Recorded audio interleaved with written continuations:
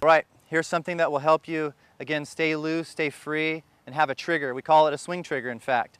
There are a few different ways of doing it. Some people call it a forward press and put their hands like that and start their swing.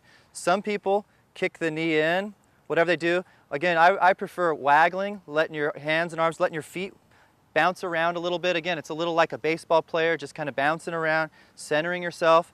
And a trigger, what I use is a couple taps of my club. It's just kind of bouncing up and down. And then it's, you know, because if I start with a forward press, basically that's already preloading some of this. That's not the best way to take a club back, especially a driver that tends to slice.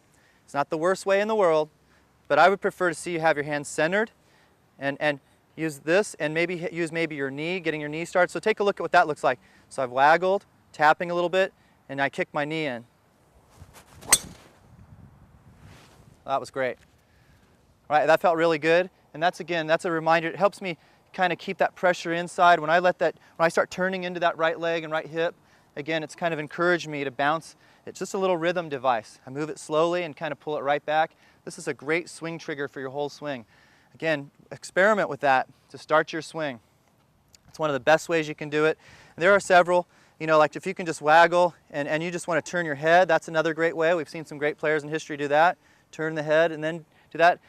Check and see whether you're right eye or left eye dominant. It's better if you're a left eye dominant person.